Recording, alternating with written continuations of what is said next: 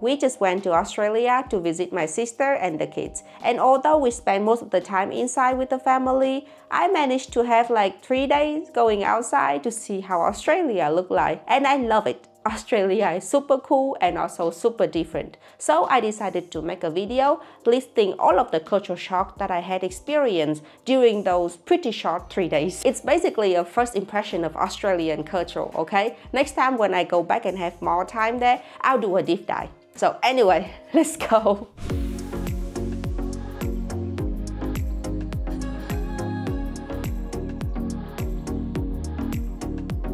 Before coming here, I have not heard about the ozone layer problem in Australia. Apparently, their ozone layer is depleted, which means it is not as strong as other places to protect us from skin cancer, which means you have to be very careful when you're going out on the streets over here. You have to apply sunscreen.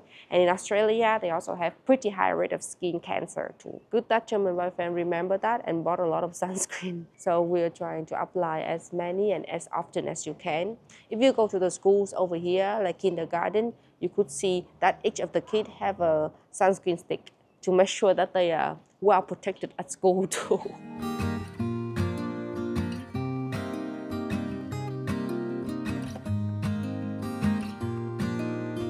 When I first arrived here and have my first look at the city, I was flabbergasted.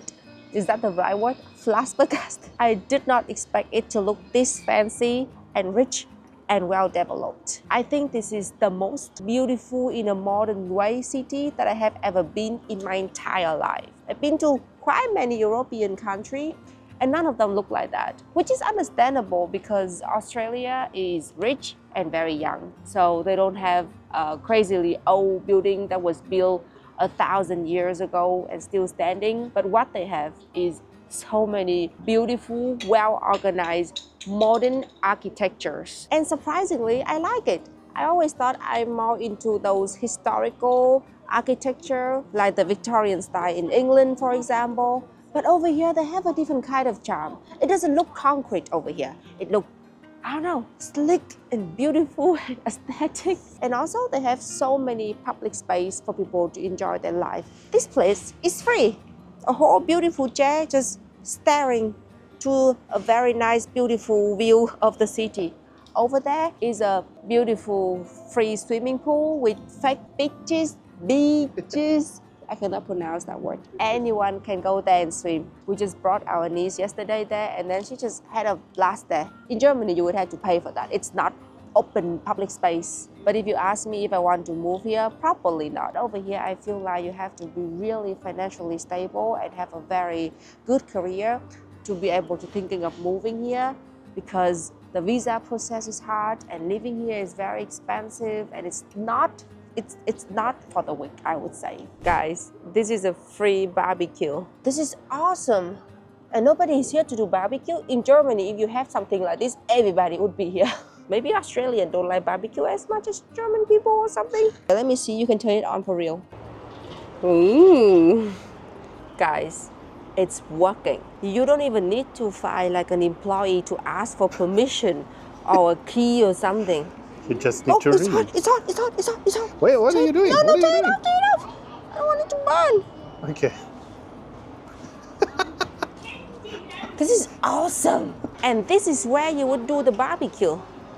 Like here's the view, here's the free chair. Speechless.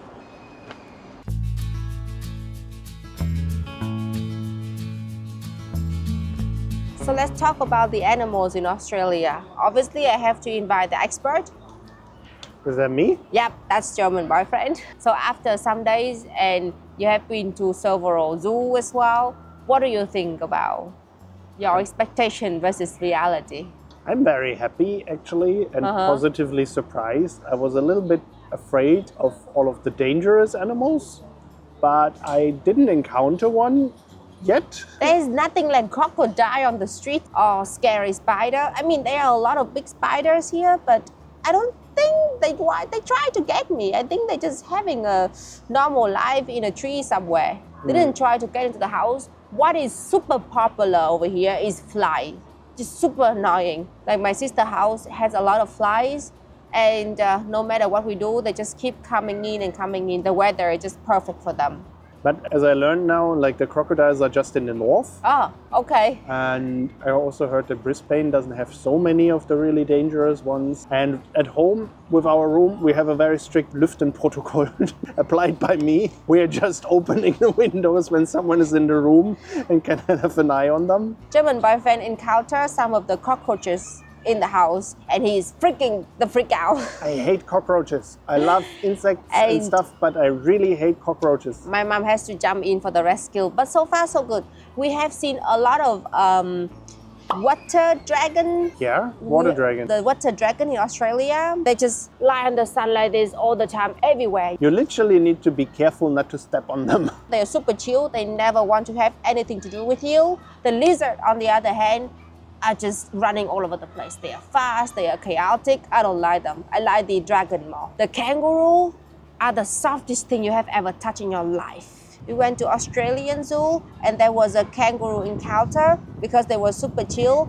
You can It's like a petting zoo, actually. So they were just lying there and you can touch them and they are so soft and they are so cute and they are not like those back kick murderous animal that I thought they are at all. I still feel weird about standing in front of them because of the legs, the powerful legs. But like I saw little kids really approaching them and also being a bit clumsy and they didn't care at all. They're like the chill. No, the chillest guys out there are of course the koalas, but the koala is a bit boring because they just sleep all the time and they are on the tree. But you only can find them in the zoo actually. They are not hanging on the tree like I thought over here.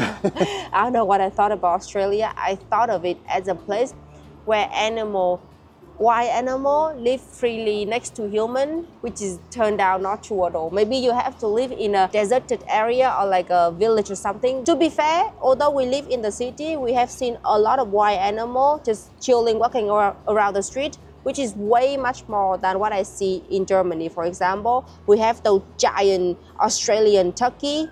They're just walking around, finding food, saying hi to people. Around everywhere. They also have, what else? Like tons of different birds. Yeah, birds are super loud over here. We heard kookaburra as soon as the sun is gone and you walk through a park. It's crazy, like the noises are really, really crazy. In Vietnam, for example, I still remember one time I was sleeping on my bed and then there was a lizard fall on me from the ceiling. So I thought that was the kind of encounter I would have in Australia, but so far so good. So we are both having fun. Actually, I picked up a lizard from the bed of my niece. So okay. She was screaming and then I was coming for the rescue.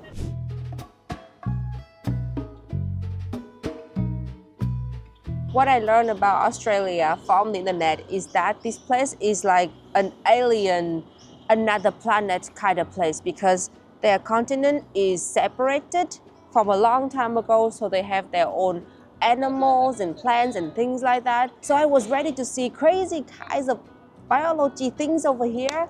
To my surprise, it's pretty close to Vietnam though, compared to, European country. And also they have kind of similar weather as well. For example, these beautiful purple flower, in Vietnam we call them paper flower, and we plant them everywhere because it is super easy to grow them in Vietnam and you can grow them here as well. At this time of the year in Brisbane, they have tons of bằng lăng tím, and we have that in Vietnam too, like those purple beautiful giant tree as well. They do also have crazy interesting plants that look like they could eat me or some things like that.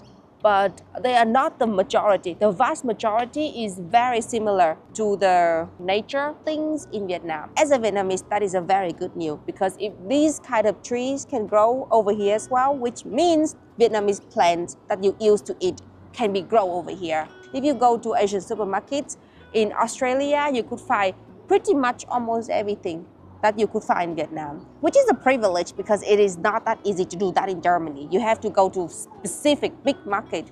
Where I live, it's really hard. Must be nice to live here as a Vietnamese. It's also pretty close to Vietnam too. It's just 7 hours of flight instead of 12 hours.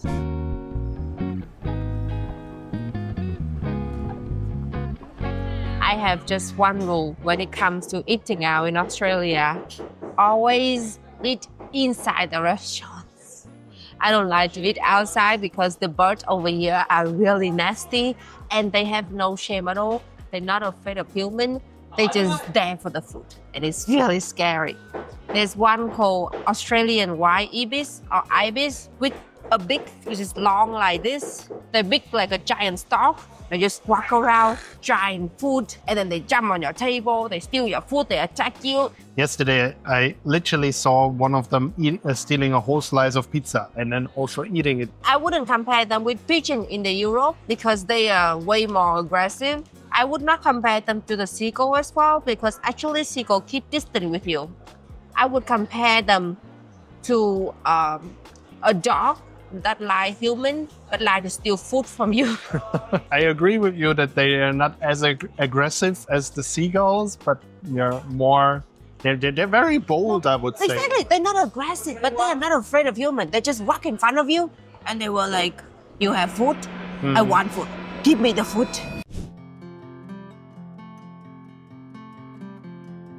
In some parks in Germany, you could also find vegetable garden as well, like here. But those you cannot touch. Normally, you just look at them. I don't know what they do with that, but it's not for the public to use. This one that I just walked past happened is kind of a free public garden where they plant eggplant, sweet potato, and other herbs. And if there's a volunteer over here, you can talk to them and they can come and then they harvest them for you. Or they would put a bunch of like sample in a basket and they put it in somewhere here and you can just try them on. So it's pretty cool, right? So I don't know if it's just Brisbane or is it the whole Australia, but I really like how people behave in public over here. They are very considerate, they're very nice and friendly, and people are not loud at all. There is an order that everybody is following, and especially the kids over here are very well behaved. Why do I say that? Because this time in this trip, I spent a lot of times around kids, bringing them to school, being in the school, being around kids. And kids in Australia are different breeds. I don't know how they teach them over here, but they are so freaking well behaved. In general, they are independent, they are nice, and they are not that crazily naughty. So they are doing very well with their education. And I mean, their educational system is super famous anyway. They make tons of money out of it by people coming here and studying. So it has to be good quality, I guess. Talking about education, since my nieces are in elementary over here, I kind of noticed that the educational system in Australia is quite similar to the one in the UK. At least from what I've seen from the media and from what I've seen from my nieces. They have houses over here. They do have 4 houses as well, like in Harry Potter. And then they do have uniform. All of the kids here wear uniform. In Germany, kids don't wear uniform. In the UK, kids all wear uniform normally to show, I don't know, unity, respect to the teacher, and equality and things like that. Over here, kids do the same as well. And you have to pay to study college over here, just like the UK. But it's more expensive than the UK. I must say, I did some research. It's really expensive here. One bachelor degree could cost around $40,000, like a normal one, like arts or economics and things like that per year. And that's not even like the expensive one. I heard that if you want to study to become a doctor over here, and if you don't have a scholarship, you pay around 80,000 Australian dollars per year to some, like in a good school. That is a lot of money to study. Whenever people tell me where they study abroad, I could kind of estimate how rich that person is. If you go to America, Australia, England to study, the family must be wealthy to be able to afford all of the tuition fee and the living costs over there. But if you go to European country like Germany and Italy and something like that, you're like kind of like us, or a little bit more well off, but you don't have that much money to study in these like wealthy country. Okay, I did not film an outro that day because I think we kind of realized it was too late and we had to run home since the kids just got home from school and we want to spend time with them. Overall, it was a pity that I couldn't spend more time outside to see Australia. I did not regret it. Next time when I go there, I'll try to stay a bit longer, and then I'll have time to do both things that I like, being with family and then going outside as well. But anyway, this is the end of the video. Thank you guys very much for watching. I hope you enjoyed it, and I'll see you in the next video. Bye bye!